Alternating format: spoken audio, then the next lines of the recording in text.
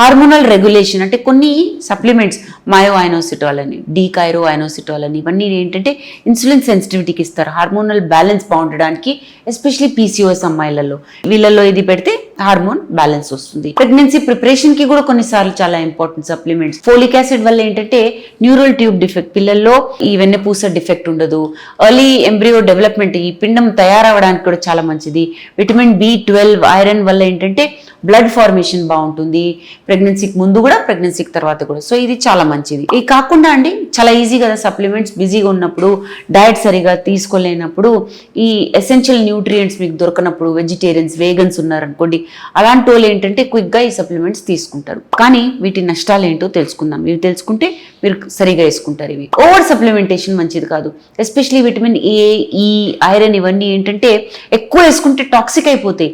Excess anti oxidants కూడా ఎక్కువ వేసుకుంటే ఏదైతే న్యాచురల్ బ్యాలెన్స్ ఉంటుందో హార్మోన్స్ ది బాడీలో, వాతావరణం ఏంటి, హార్మోనల్ బ్యాలెన్స్ ఏంటి, అవన్నీ డిస్రప్ట్ అవుతాయి. అంటే ఫలదీకరణానికి బాగుండదు అనమాట. సప్లిమెంట్స్ అన్ని రెగ్యులేటెడ్ ఉండవు కదా, మనం కొనడానికి వెళ్తాము కానీ మెడికల్ షాప్స్ లో ఓవర్ ద కౌంటర్ దొరికే డ్రగ్స్ FDA అప్రూవ్డ్ కాదు, అంటే అప్రూవల్ ఉండవు, క్లినికల్లీ టెస్టెడ్ ఉండవు, కొన్నిట్లో ఉట్టి ఫిల్లర్స్ ఉంటాయి, అన్లిస్టెడ్ హార్మోన్స్ ఉంటాయి, హెవీ మెటల్స్ ఉంటాయి. ఇవన్నీ నెగిటివ్ గా ఇంపాక్ట్ చేస్తాయి, అసలు సంతానలేమి సమస్యకి కారణం కావచ్చు. ఇంకోటి, ఈ సప్లిమెంట్స్ మీ డయట్ ని ఎప్పుడు రీప్లేస్ చేయలేవు కదా.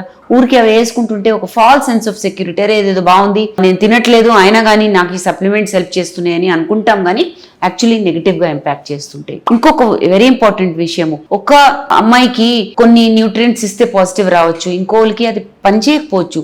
సో అన్ని సప్లిమెంట్స్ అందరికి పనిచేయవు.